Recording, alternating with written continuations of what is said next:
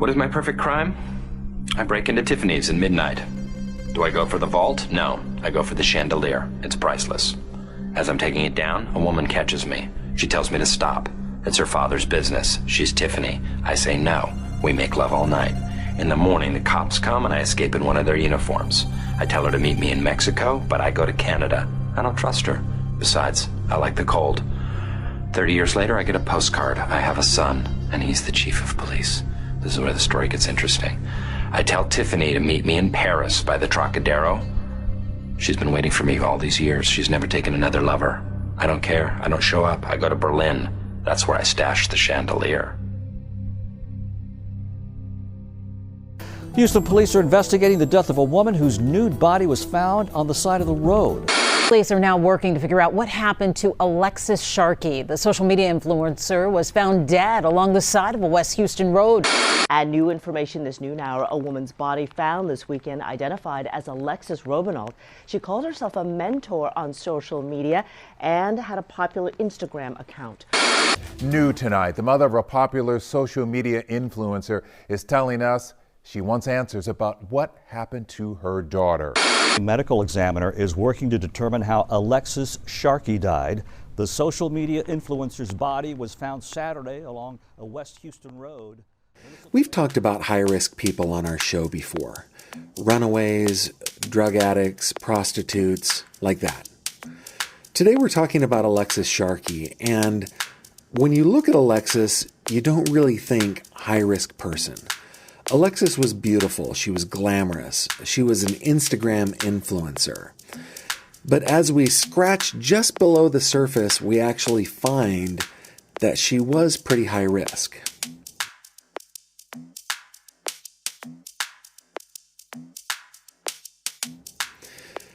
Alexis was found dead and naked alongside a frontage road in Houston, Texas. Now, according to her sister, she hated the word influencer. She preferred business person. But because she had a pretty big following on Instagram and on TikTok, and because she was so beautiful, her death got a lot of attention. I think what I want to do here first is get to know Alexis, try to find out what were some of the things that she was doing, who was she doing them with, and then we'll get into the details of what we know about her death. Along the way, we'll check in with Rick to get his take on it. Now, Alexis died only about 2 months ago, so new details continue to emerge. My name is Gavin Fish, and this is Solve Crimes with Rick and Gavin.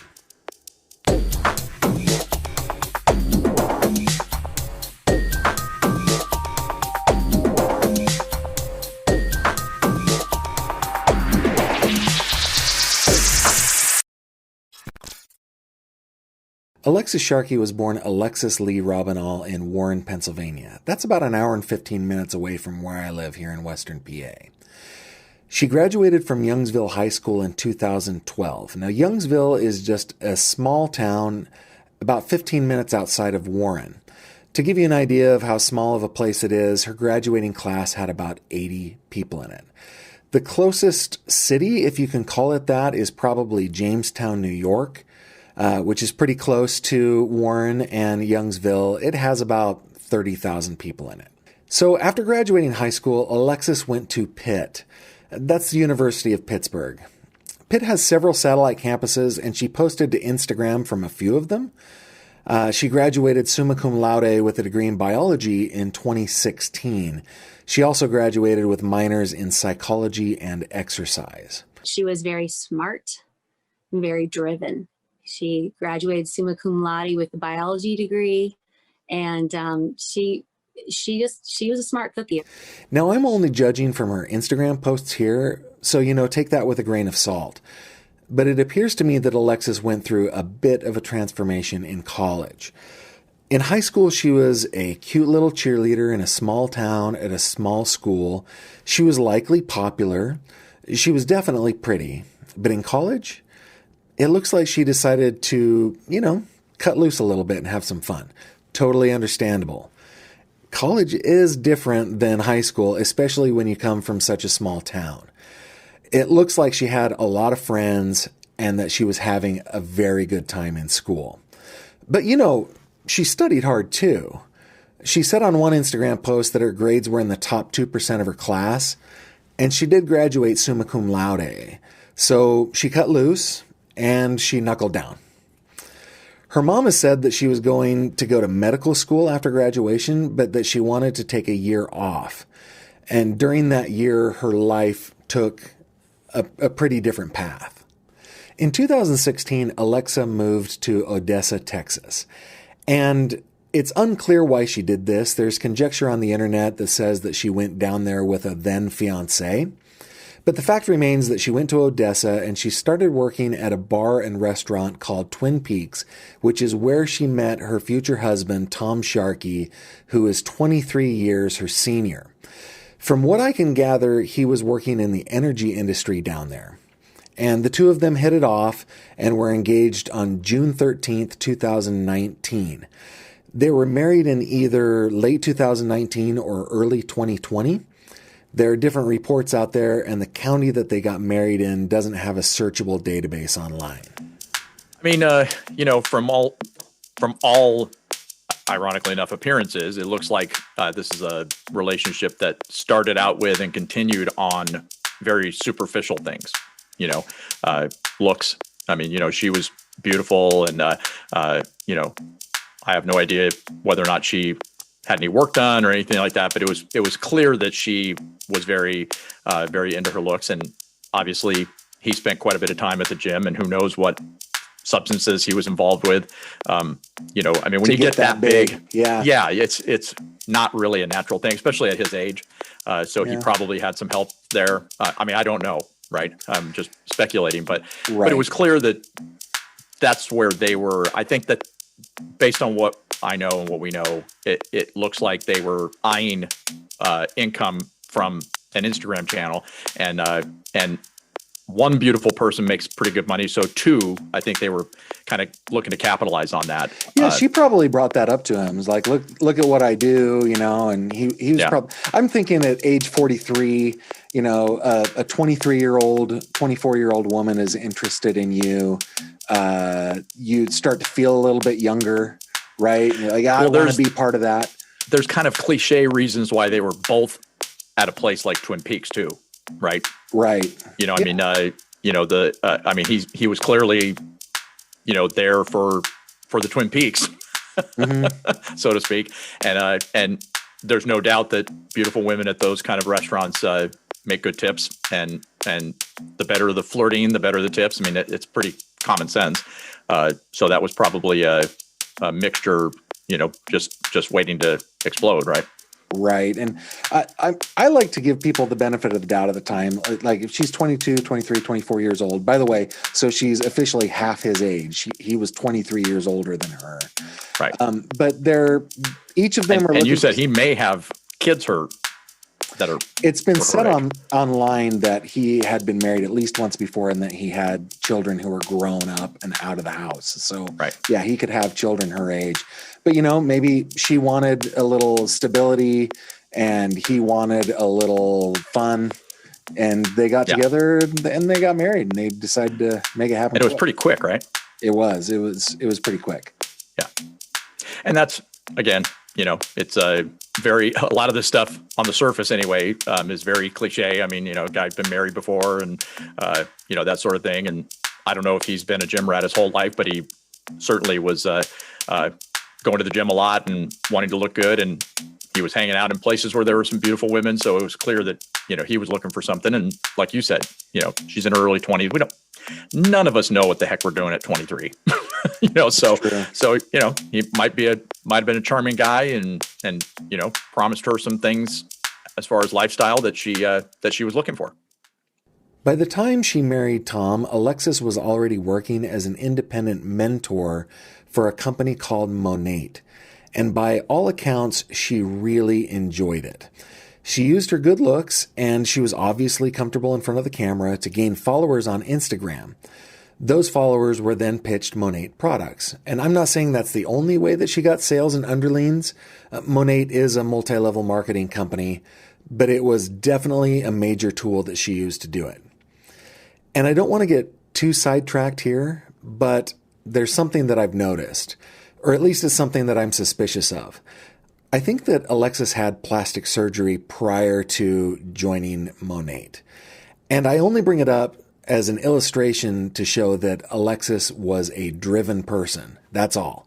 She had a plan to use her good looks to drive business, and I think she did a little bit of tweaking to get the best result. So when I compare photos, one from high school and one from about 2019, I'm pretty sure she had a rhinoplasty and a lip augmentation. Again, I'm only mentioning it to shine a light on my belief that she had a very specific plan and she was implementing it as best she could. Okay, let's get back to where I was. Everything seemed to be going okay for Alexis and Tom. And that's what social media does, right? It shows the world what you want them to see. Things were looking good, but I think there were some issues creeping into the young Sharkey marriage. For a few months during 2019, Tom and Alexis moved to Colorado. Then they went back to West Texas. And I don't have any more details about that. But then in early 2020, they moved to Houston. Shortly thereafter, Alexis began looking for some friends using an app called Bumble BFF. She found several girlfriends that way, and I think the first one was a woman named Tanya Ricardo. Anyway, a group of girlfriends formed. They would go out together, dinners, movies, clubs, that kind of thing. And I'm going to stop here because I think there's a bit of a red flag that I'm seeing. I talked to my wife about it, and she's not exactly on the same page as me, but hear me out. And there are exceptions to this for sure, but in general, couples tend to find other couples to hang out with. If a married person is looking for single friends, I think it's an indication that something is probably wrong at home. Of course, I'm probably benefiting from 2020 hindsight because we know that things weren't going super well at home. Rick, what do you think about this? Well, I think knowing that he was married once before, I don't know. I'm just going to make an assumption that he wasn't married to someone this young and beautiful and also popular on Instagram, that kind of a thing. We also don't know really why they moved around a lot. It could have been because he had a jealous thing. I mean, guys that age have a lot more experience, when you're in your 40s, versus in your 20s. And even if he wasn't a jealous person naturally, it wouldn't take much, right? Because she's going to draw a lot of attention even when they go to buy a burger, right? Yeah, she was always, anyway, it seems this way. I should always preface it that way, right? But it does seem that when she went out, she was made up and she was dressed well. That's the way it seems. Well, I mean, to be honest with you, it makes sense. If she's got an Instagram channel, she's probably always ready to take pictures for her channel. Yeah, I mean, that could be. That's got to be part of it. That could be for sure. I only have a little bit of experience on this. I've been married for 22 years. Yeah. And my wife has only ever really gone out with the girls. Like they were going to go out to a club and dance, and she was kind of uncomfortable with it, but thought, I haven't really ever done this, so I'm going to go out with the girls. It wasn't a lifestyle. Right. So I just feel like if somebody is looking, like proactively looking for friends outside of the home and not looking for friends for both of them, she was looking for friends for herself. Right. That kind of is a red flag. Well, and when we discussed this case before, the things that came up for me is that if he is still, while they're married, a gym rat and he works in the oil industry, I'm assuming that he worked in the fields because of, if you're an executive in the oil industry, you wouldn't have time to spend in the gym that guy clearly spends in the gym. Probably not, yeah. So that's my guess. But if he works in the fields, he's not working 8 to 5. Right. So he's working long hours. And if he's still spending time in the gym, it could be that she just didn't want to be sitting at home. She's young. That's true. She's young. So, So, and I think as we all know, nobody knows what goes on behind closed doors. Sure. At least she wasn't on a dating app.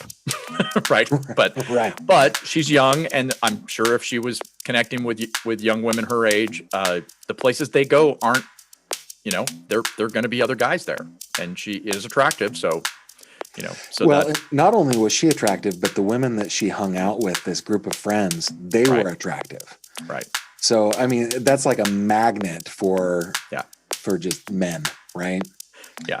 Yeah. I mean, if we're talking why this specific thing, why it was like that, and if it was right or wrong, or if we're just in general talking about whether or not it's okay for people to have friends outside the marriage. I mean, I think what we just talked about, if it's a lifestyle thing, I mean, having girlfriends and going out, with the girls, I mean, there's nothing wrong with that. But if it's an every night thing, you're escaping something.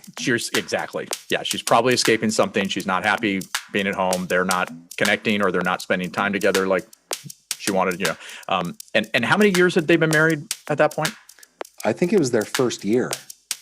So they moved 2 times in a year? That's correct. Okay. Yeah. That's what I think anyway, based on what I've read. There just aren't really a lot of specifics online. There's just a lot of generalities. But obviously the focus of this channel and the things we're trying to get at, and we're being careful because this is a guy who has not been charged, correct?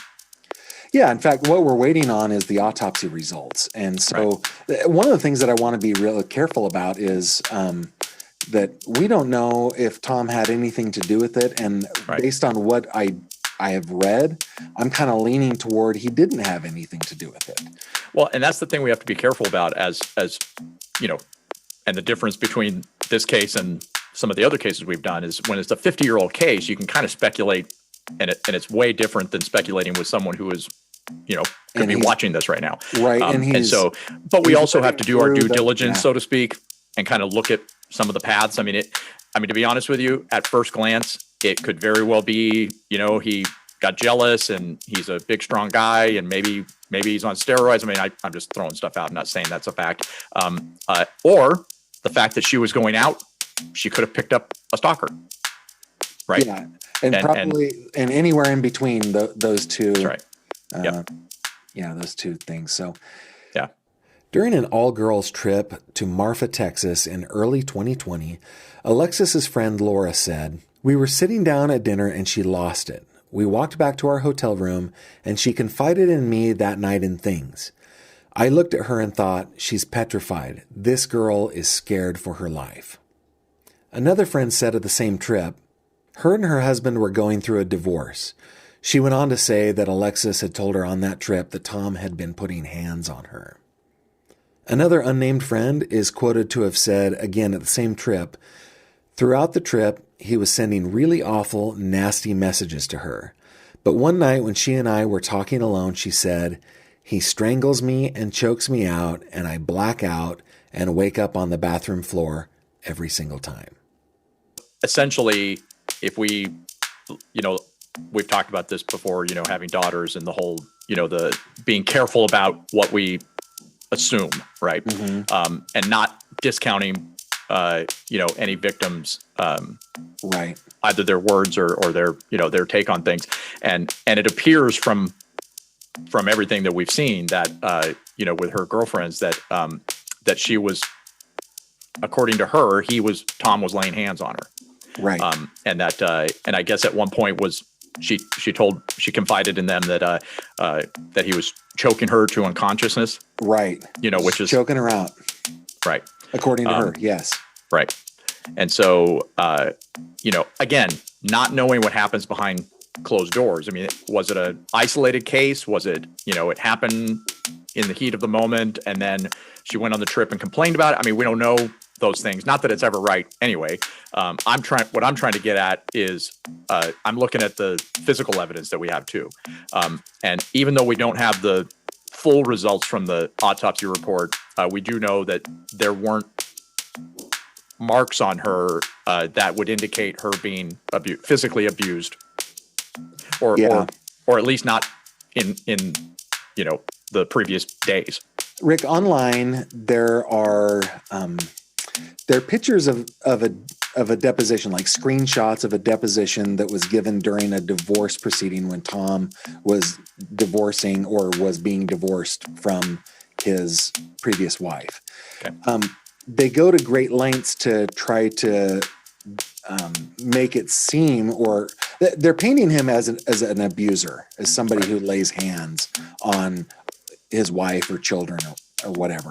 It seems to be showing a pattern. It does, but also I kind of want to give him the benefit of the doubt here, because in those types of legal arguments, I mean, the strategy is always to kind of paint your opponent as not the holy opponent, and paint yourself as holier than that, right? So, right. I mean, what are your thoughts on that? I mean, it's obvious. I mean, most divorces, when it actually goes to court, they're contentious by nature, right? Emotions are high, life plans are being ruined, and there's all kinds of question marks on how people are going to go forward. And there's, usually, people start to put a wall around them, and they're no longer sharing information. So then there's speculations, and, it can get very emotional. So if it gets to the point where there's depositions, emotions are high, and when you start slinging around accusations of physical abuse, I don't think you need to have gone through it to see that it's gotten to a very serious point. That's not a thing that you just sling around, in court. That's a pretty serious accusation. So if that is there, it's fair to try and put together a pattern so that we're not missing anything. You know what I mean? If it turns out that it wasn't him, it wasn't him. But there are some signs there that he, has a history of physical abuse. And like we've been discussing here in this video,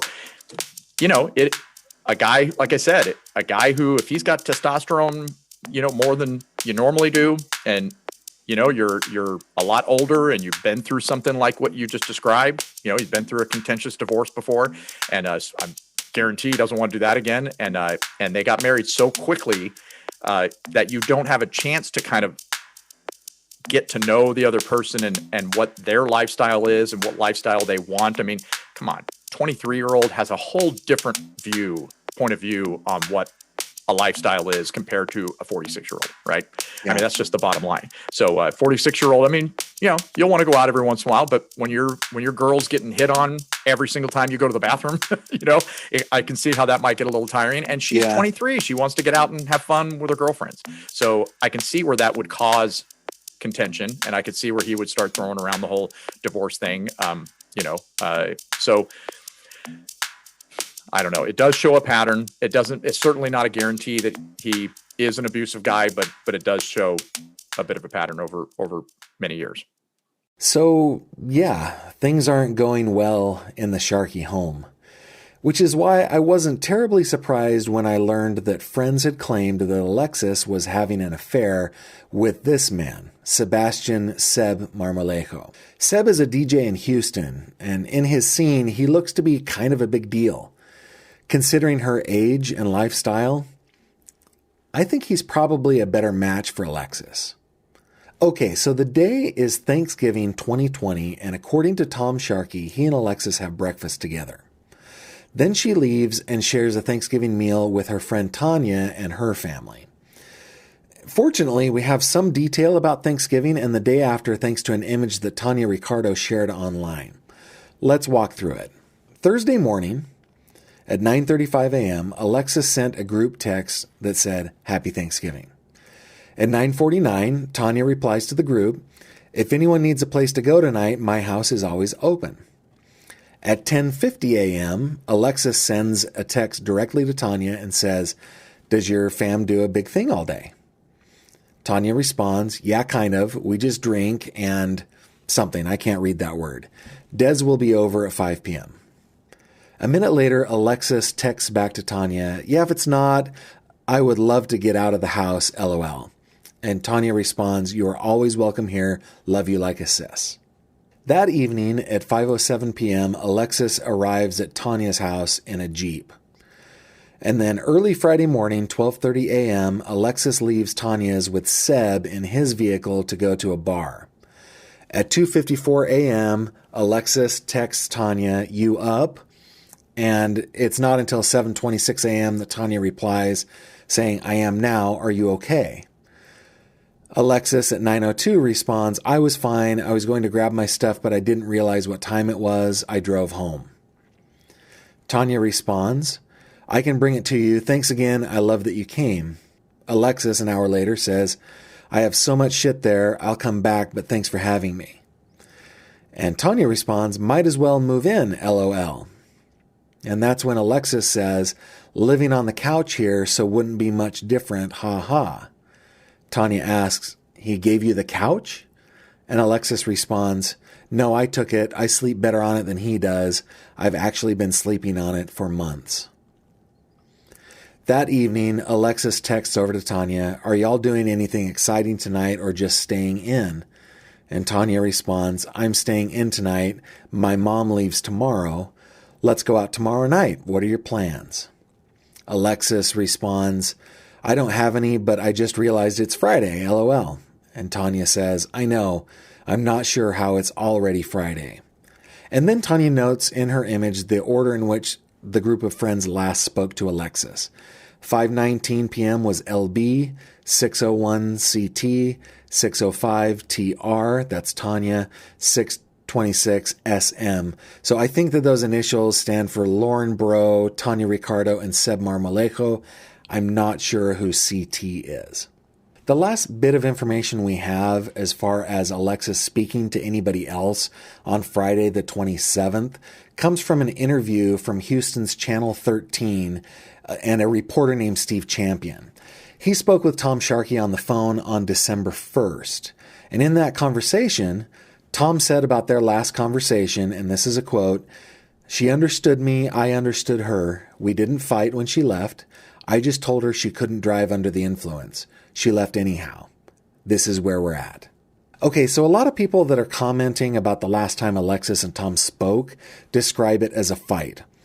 Tom didn't describe it that way. Whether or not it was, I think we can all safely assume that it didn't get physical based on the description of Alexis's body by the person who found her. And we'll get to that shortly. But first I want to address what Tom said about under the influence. I mean, he could have meant that she had been drinking alcohol, she was drunk, or he could have meant that she was under the influence of drugs. And the only thing that I can find about Alexis's use of drugs comes from a Facebook post, again from her friend Tanya Ricardo. In it, Tanya said, Alexis hated prescription drugs. She was totally against people taking antidepressant meds and anti-anxiety meds. She always tried to educate people on natural remedies. If her body OD, someone did it to her.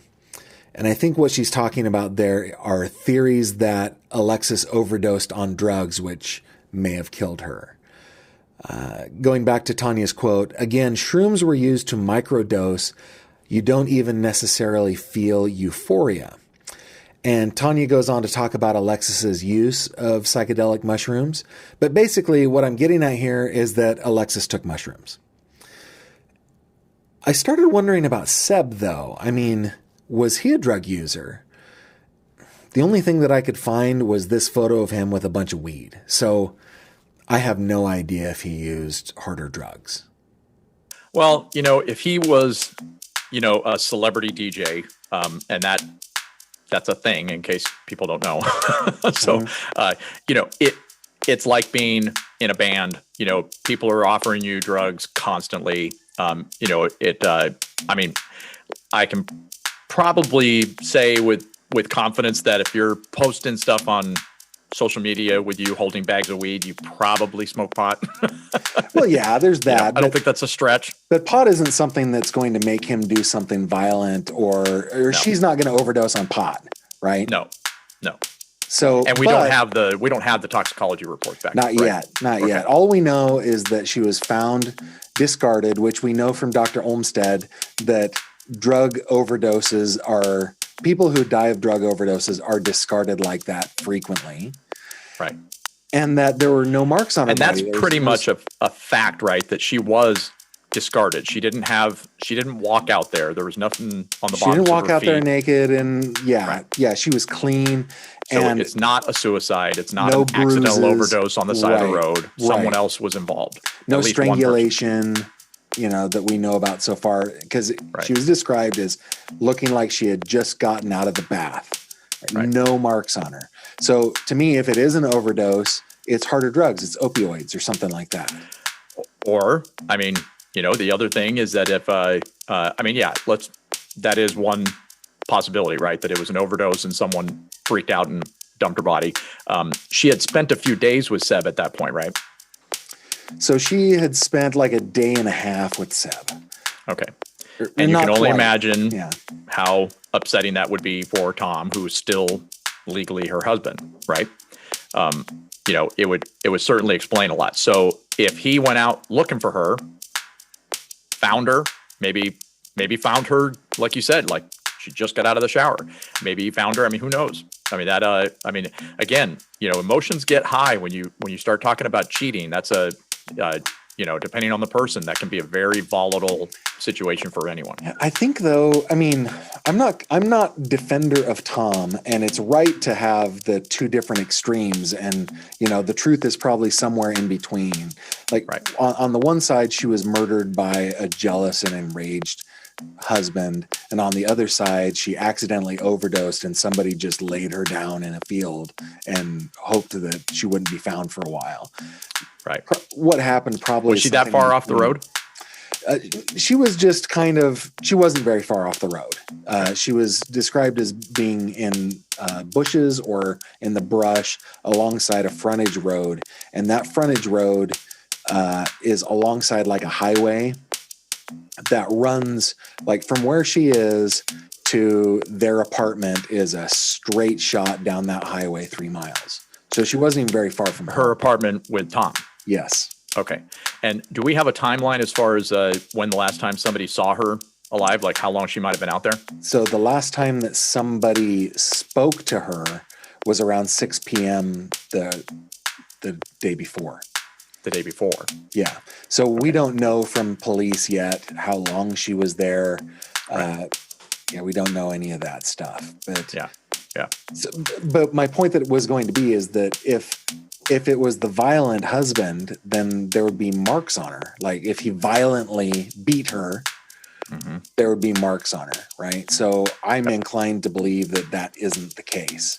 So my dark mind went in a different direction, and I'm not sure if I'm proud that this is how my mind works, but I was trying to extrapolate out. I mentioned before there might have been steroid use. He could have been laying in wait with a needle. With steroids. Did you overdose on with something that I don't think it's not like a knockout drug. So, but if he had something like that, I mean, if he was buying something from people that, they probably would know where to get it. I see what you're making that connection. So if he's buying, she gets out of the shower, he's lying in wait, boom, he takes care of her and then dumps her. I don't know. I mean, here's the thing. We are conjecturing and we're looking at all the possibilities. So I'm not saying that happened, right? But that's certainly a possibility. A needle mark would not be detected on the side of the road. That would be detected later. That's true. Alexis Sharkey's lifeless body was found alongside a frontage road about 3 miles away from the apartment that she shared with her husband, Tom Sharkey. She was completely naked. The first person to see her was a city worker named John Richardson. He had been alerted to a possible body by a worker he supervised. The worker thought it might be a mannequin, but called it into a supervisor to check it out and then went about his job. It plays back in my head every day. I constantly be seeing, just see her, laying there. And you say, hey, man, I think I see a body, but I'm not for sure.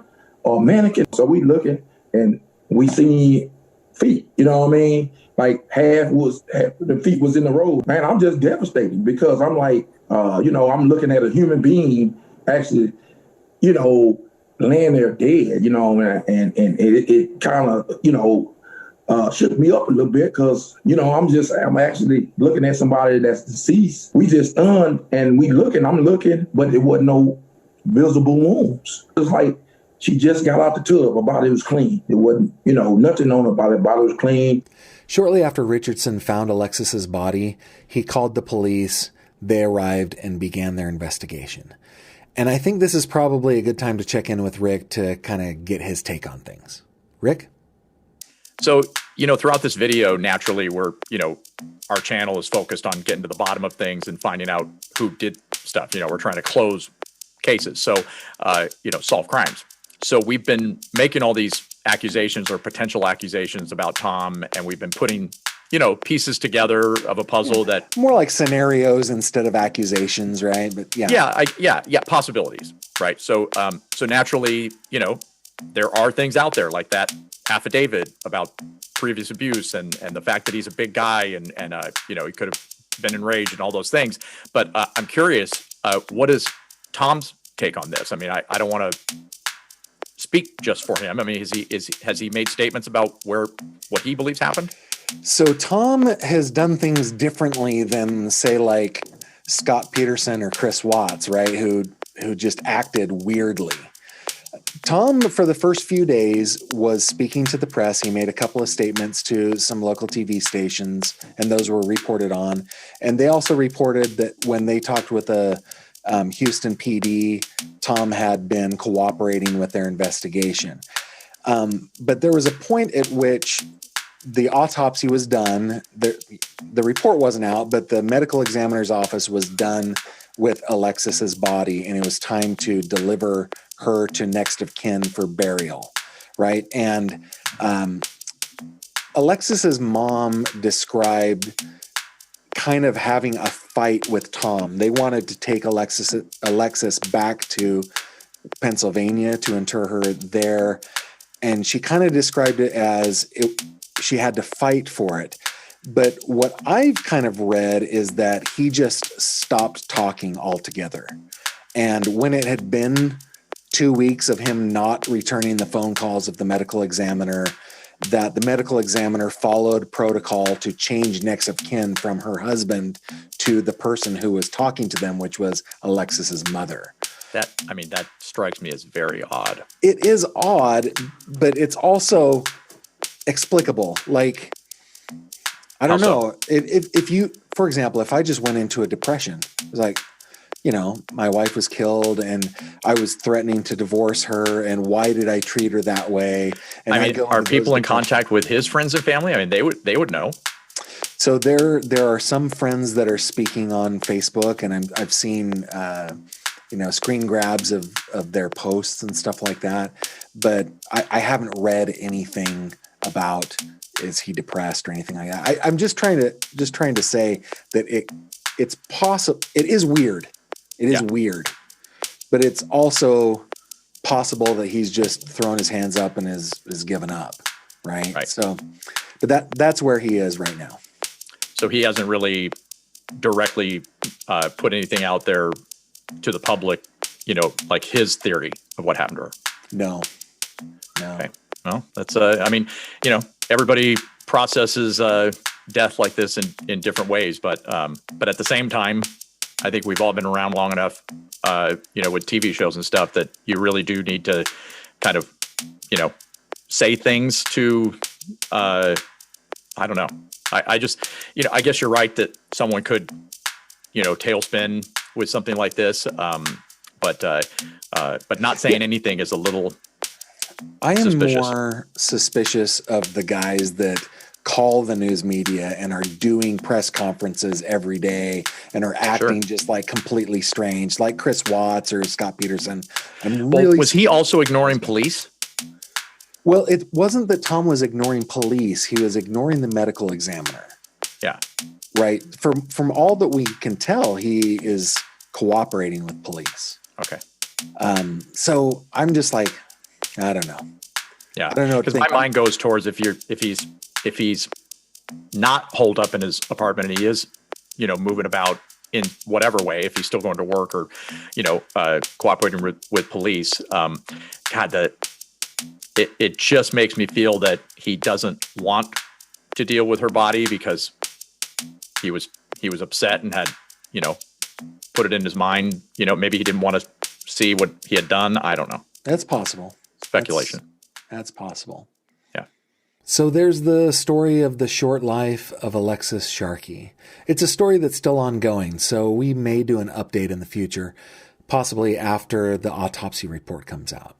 In the meantime, we'd love to hear your thoughts on this case. If you're watching on YouTube, please drop a comment below. And if you're a podcast listener, please head over to our website, solvecrimeswithrickandgavin.com, and drop us a line there. Speaking of websites, we have posted links to all the stories we've used in this episode on Alexis's case page on the site. Again, just go to solvecrimeswithrickandgavin.com. We've also posted photos of Alexis, Tom, and everybody else that's involved with the story. So thank you for stopping by and sticking it out to the end. My name is Gavin Fish. This is Solve Crimes with Rick and Gavin.